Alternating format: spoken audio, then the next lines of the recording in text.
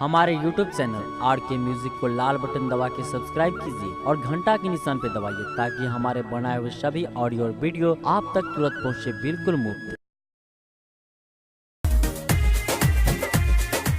एखन अपने सब सुन रहल छी RK म्यूजिक के प्रस्तुति प्रेजेंटेड बाय RK म्यूजिक।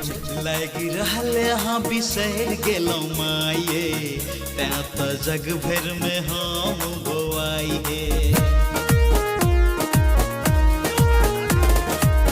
लगी रहले हाँ बिसर गेलौ माये तैं तो जग भर में हम गोवाई। हम पाठ सुनलिए न कुंवारी खुएलिए, हम पाठ सुनलिए न कुंवारी खुएलिए, तैयो भेलै नहीं कोनो असर। सुनो भगता करो तू कुछ पल का सबर, सुनो भगता करो तू कुछ पल का सबर, सुनो भगता करो तू कुछ पल का सबर, सुनो भगता करो तू कुछ पल का सबर।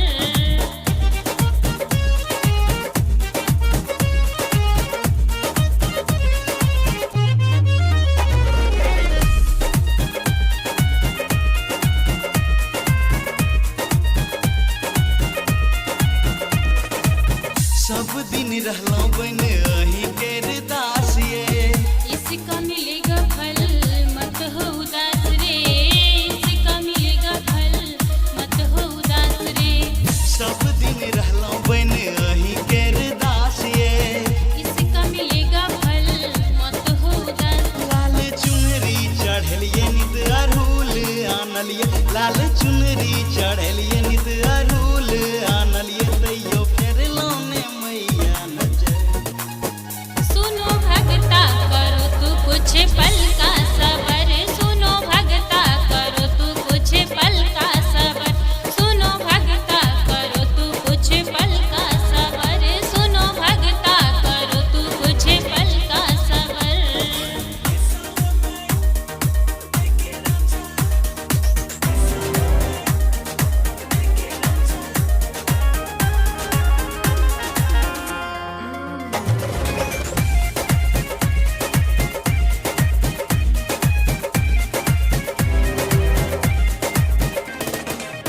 चंदन अमित कहे दिलो खाली दुख